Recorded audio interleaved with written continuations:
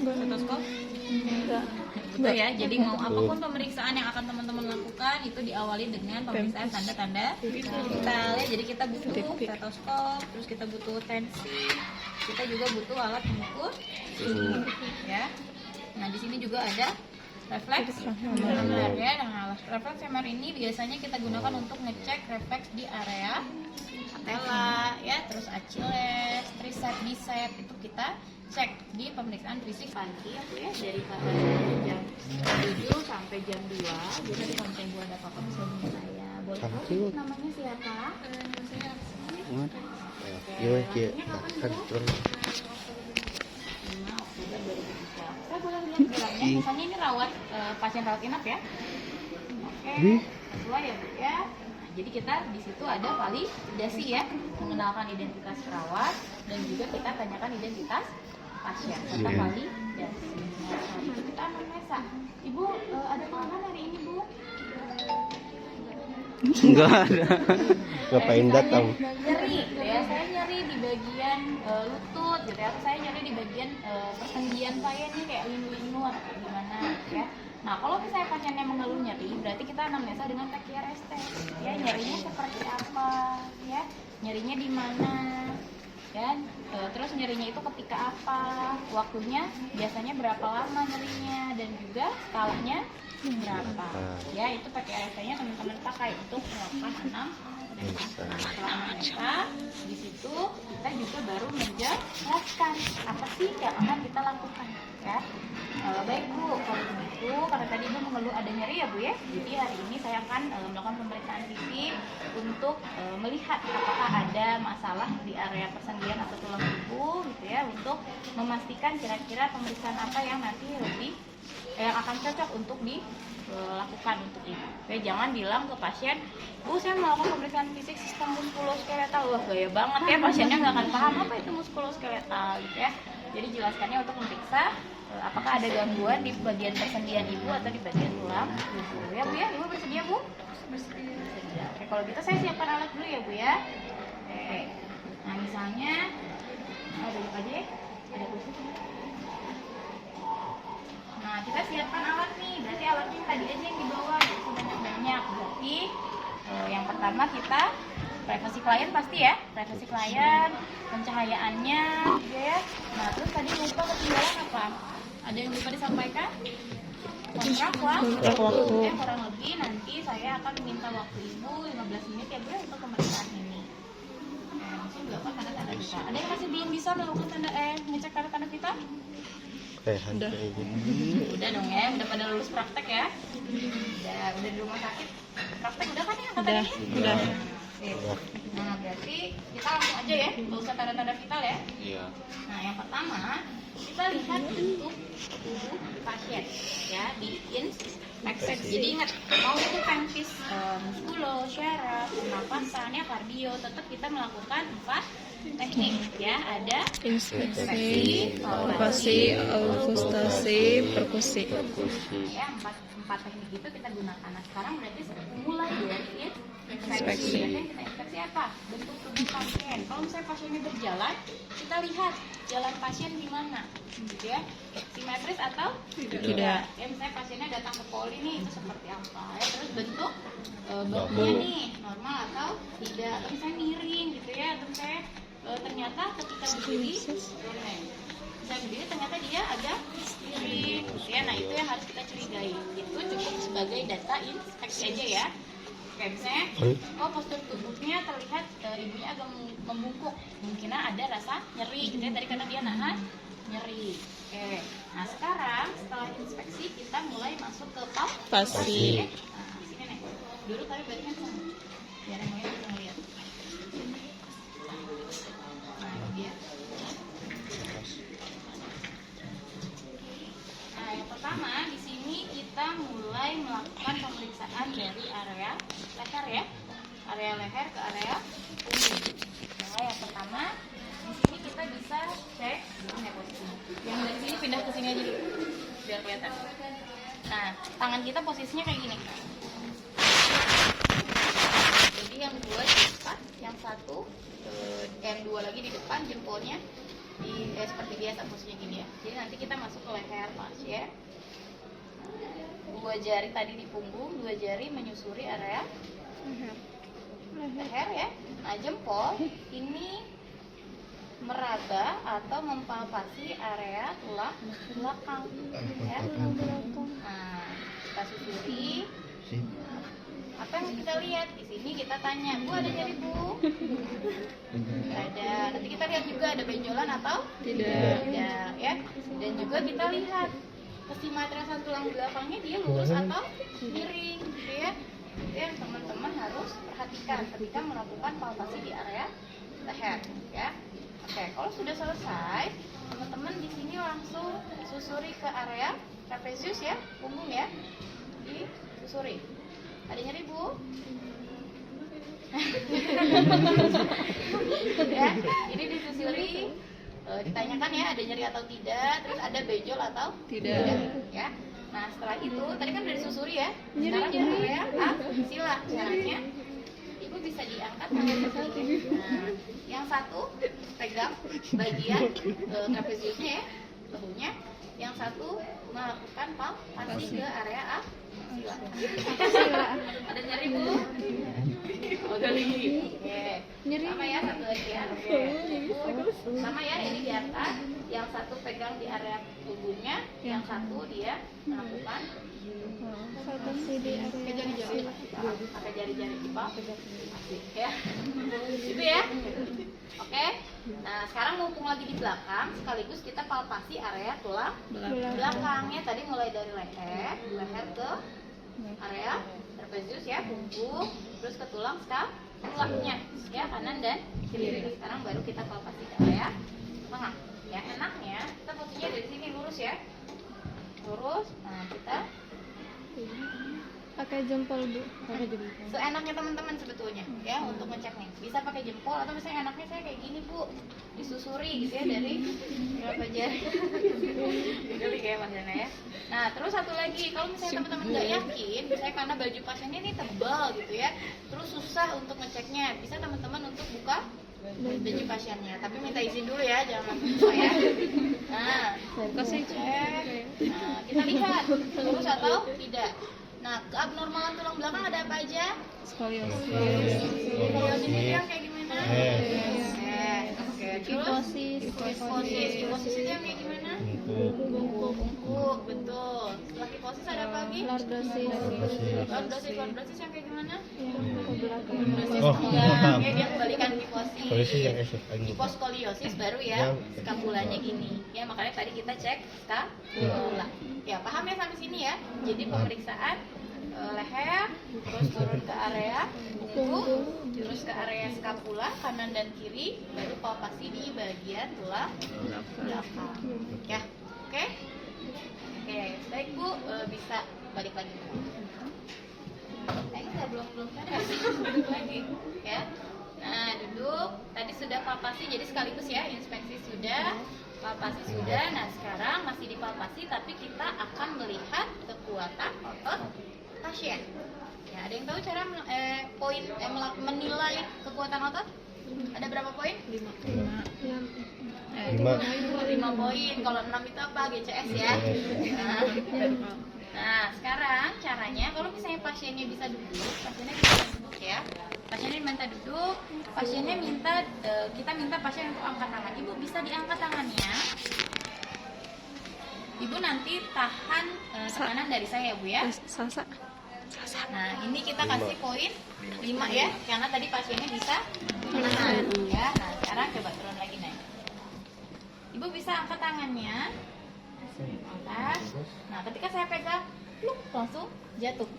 Ya, dia nggak bisa menahan tekanan dari saya. Ya, itu dapat poin berapa? 4 ya. Nah, sekarang selanjutnya Ibu bisa diangkat tangannya. Dia bisa naik tapi langsung turun lagi, belum saya pegang dia udah turun. Itu kita kasih nilai 3 ya. Terus selanjutnya Ibu bisa diangkat tangannya. Bisa cuma gendong ya Bu. Ya, gerakan tapi dia enggak enggak angkat. Terus yang kedua, Ibu bisa angkat tangannya. Cuma gerak aja Bu. Dia hanya bisa gerak tangan ya. ya. Itu kita kasih nilai 2. Satu. Kalau satu itu dia nggak bisa gerak, tapi ketika kita pegang ada usaha untuk bergerak, ada kontraksi ya, ada kontraksi otot. Nah 0 itu dia nggak ada kontraksi sama sekali. Ketika saya minta angkat, ibu bisa digerakkan. Nah ini lemas aja udah nggak ada gerakan ya. Tapi beda sama 1. Kalau 1 dia nggak bisa ngangkat tapi ada kontraksi ya, dia ingin bergerak ya. Oke, paham ya? Nah itu untuk kekuatan otot 1. Sekarang kita akan melihat tonus otot pasien. Tonus otot itu apa? Kontraksi otot ya, tapi biasanya kita lihat di area biceps tricep ya. Caranya gimana kita bisa tahu otot tonus otot pasien ini berfungsi secara normal atau tidak? Caranya kita cek yang kita dulu sendiri ya. Coba teman-teman praktekin sendiri ya. Tangannya disimpan di area tricep ya, bicep sorry. Terus angkat tangan ke atas. Kerasa ada otot berkontraksi?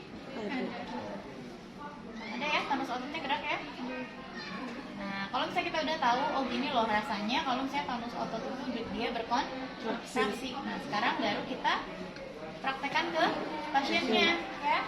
Udah pegang tangannya, ibu bisa diangkat.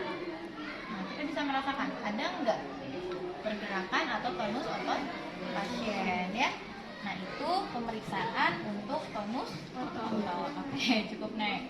Nah, yang kedua tadi udah ya, pemeriksaan kekuatan otot. Yang kedua pemeriksaan tonus otot. Yang ketiga kita bisa cek kekuatan otot di bagian perut. Caranya gimana? Caranya kita pegang perut pasien, kita tekan, minta ibunya untuk melawan. Ya. Di situ kita lihat seperti apa kekuatan otot perut pasien ya. Kalau misalnya pasiennya lemas, biasanya ketika kita tekan dia nggak bisa melawan ya. Atau bahkan misalnya pasiennya nggak keras nih, ketika kita pegang dia lembek aja.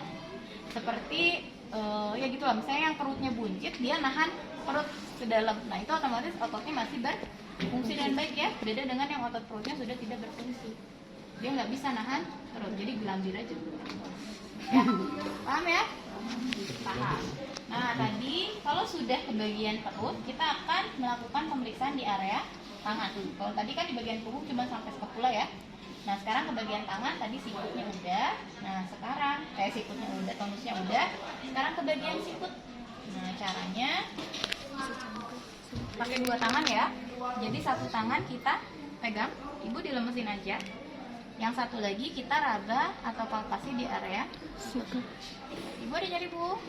Sambil kita kaji ada benjolan atau tidak, atau ada krepitasi atau tidak. Ya krepitasi itu apa?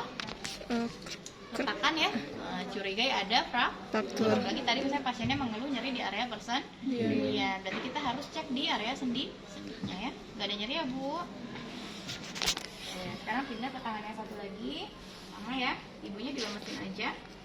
Yang satu tangan kita menyusuri di area sikut. Ada nyeri bu? Oke, kalau tidak ada berarti tidak ada masalah di area sikut gitu ya. Kecuali memang tadi keluhan pasiennya nyeri, misalnya saya nyeri di area situ, tapi hanya di bagian kanan. Nah kalau misalnya pasiennya ada nyeri, kita harus apa? Kita kaji dulu ya. Tadi setelah dipalpasi kan pasiennya menggunakan baju ya posisinya ya. Misalnya nyeri, kita minta pasiennya buka baju dulu. Takutnya nyerinya memang ada memar gitu ya, atau cedera, atau misalnya ada kondisi-kondisi lain, misalnya deformitas tulang, ya perubahan bentuk tulang, atau misalnya apa ya. Itu yang harus teman-teman pahami. Nah tadi sikut udah, sekarang minta pasiennya untuk melakukan uji palen. Uji palen itu adalah uji yang memang digunakan untuk melihat apakah ada gangguan tunnel carpal atau tidak. Tahu tunnel carpal? Tunnel carpal itu masalah di area ya, di belakang tangan. Nah teman-teman yang suka nulis atau suka di main laptop tapi posisi tangannya nggak bener, itu biasanya ada sakit di area tunnelnya ya, tunnel carpalnya. Nah itu kita lihat gimana sih caranya kita membedakan pasien yang memiliki resiko tunnel carpal dengan yang tidak ya. Pertama, pasien ini minta posisinya seperti ini bu. Nah terus lurus ya bu ya. Oke, dipisahkan tangannya bu.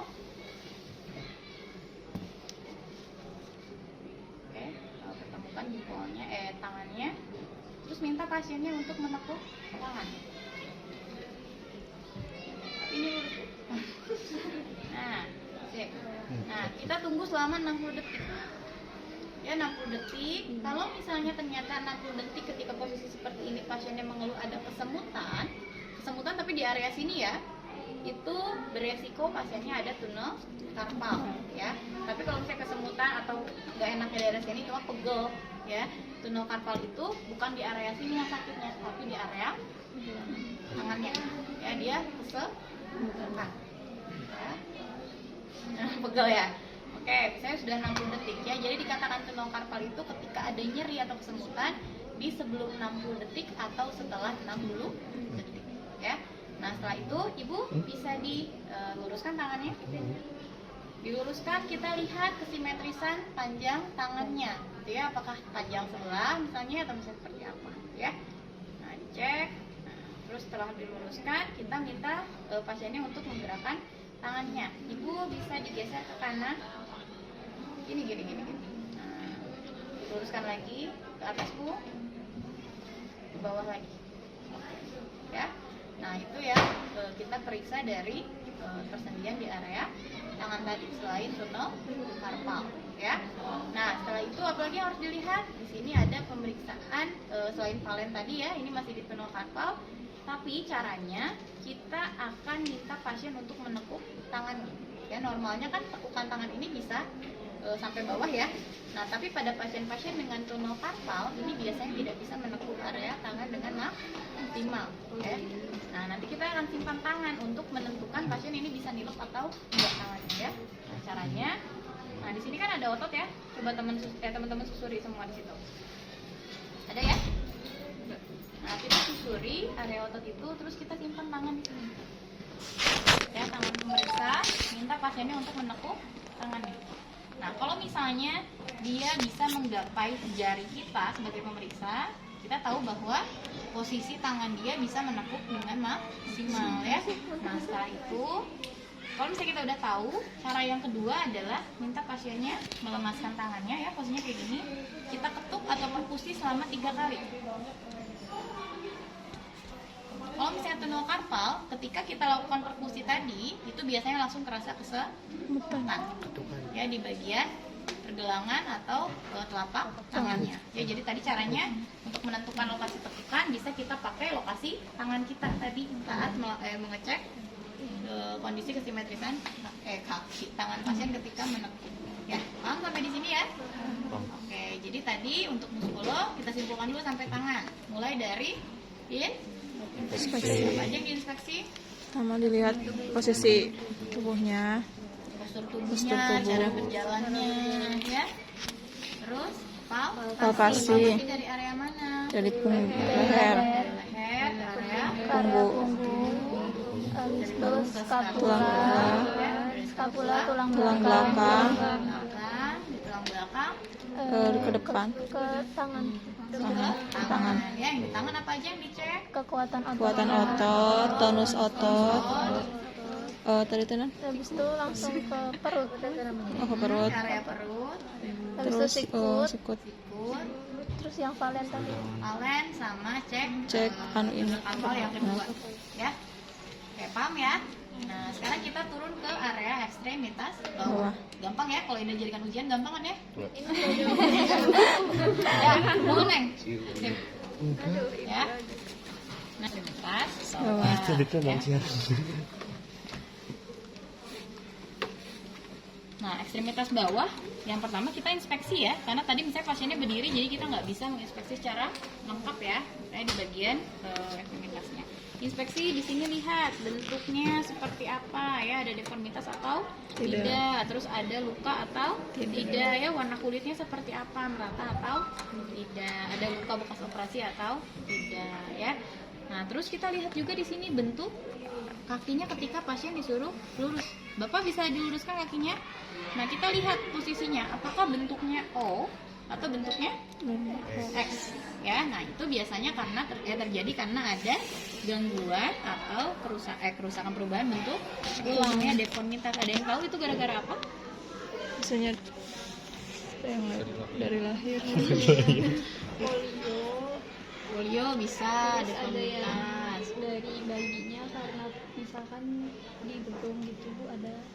Oke, bisa ya. Nah, ada juga ya, itu betul yang dari bayi. Jadi kenapa sih penelitian sekarang itu mengatakan bahwa kalau punya bayi itu jangan dibedong terlalu keras. Boleh dibedong tapi tujuan kita hanya untuk menghangatkan bayi gitu ya, bukan untuk melakukan perubahan bukan untuk ngepres lah ya istilahnya, karena tadi bentuk tulang bayi itu dia masih bisa berubah-ubah. Kalau kita fokuskan atau kita press gitu ya ketika bayi, maka dia akan mengikuti bentuk press kita, gitu ya, akan mengikuti bentuk istilahnya bedong kita gitu ya. Terus yang kedua, ini anak-anak nih, kalau misalnya teman-teman punya keponakan atau misalkan, nah panjang kaki ini gimana sih cara ngukurnya?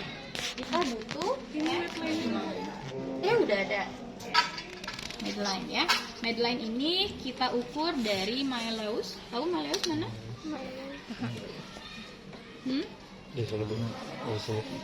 Kenapa? Dari sini. Myleus mana Myleus? Ini tuh mana? Daerah apa namanya? Oke, dicek ya sampai bagian mata Kaki. Ya. Nggak tahu namanya. Sorry, ini jadi mata kaki ya. Dari mata kaki ke area panggul ya, tapi nggak terlalu atas, di batas ini nih, sorry. Ini di sini nih, ini batas pergelangan ya. Nah, di sininya ya. Yang tulang ini bukan. Bawahnya. Di bawahnya ya. Bawahnya tuh. Di bawah di atas tulangnya ya. Cek. Oke, misalnya ternyata di sini ada 89 cm. Nah, kita ukur yang sebelahnya. Nah, karena ini patung pasti sama ya. Mereka udah diatur ya. Nah, di sini kita cek juga ternyata sama gitu ya. Nah, kalau misalnya teman-teman nggak yakin, misalnya ya, kenapa kalian nggak apa-apa ini mah ya. Ya. Nah, kalau misalnya nggak yakin, misalnya dengan hasil pemeriksaan, teman-teman bisa cek satu lagi caranya. Ini kita pakai batasannya pusat ya, dari mata kaki kita tarik ke pusat. 9, 8. Nah, sekarang cek yang satu lagi, tinggal kita tarik pindahkan ke kaki yang sama ya, misalnya. Oh, ternyata betul sama ya. Karena kenapa pakai pusar? Pusar itu posisinya pasti di tengah. Ada nggak pusarnya yang miring? Ada nggak? Ada ya. Kemarin ada tuh teman kalian tuh kelas yang dari mana? Kelas C ya. Nah, Bu, tapi ibu hamil ada yang pusarnya jadi pindah. Bukan pindah ya. Jadi kalau ibu hamil kan Geser. posisinya kan perutnya ini dia elastis ya. Jadi nah sekarang mungkin di area telapak kaki. Saya mau lihat Pak, Bapak bisa nggak menahan tahanan dari saya? Caranya gimana? Ada yang tahu nggak? Kalau melihat kekuatan di bagian kaki? Diangkat. Ya bisa ya, telapak kakinya di kayak giniin, terus minta bapaknya untuk melawan. Ada kekuatan atau tidak gitu ya. Terus sebaliknya kita kayak gini, minta pasiennya untuk dia bisa atau tidak. Selanjutnya minta dimiringkan gitu ya kakinya, telapaknya ke pinggir gitu ya, terus gini kita sesuaikan dia mampu atau tidak. Dan juga yang harus dilihat oleh teman-teman adalah pasiennya selain mampu, pasiennya ini mengeluh nyeri nggak saat kita instruksikan untuk kegiatan tadi. Misalnya kakinya miring, terus sakit nggak Pak? Ya kalau misalnya pasiennya mengeluh, aduh sakit sus, nah berarti kita hentikan, jangan dipaksa. Ya, paham ya? Paham Bu. Oke. Nah, itu untuk pemeriksaan fisik sistem muskuloskeletal. Sebetulnya nanti ada juga cek ya pakai Refleksi. Tapi nanti saya jelaskannya pas di pensi syaraf ya minggu depan ya, biar sesuai dengan persyarafan. Ya nanti kita sesuaikan dengan persyarafan. Nah, berarti PR teman-teman karena minggu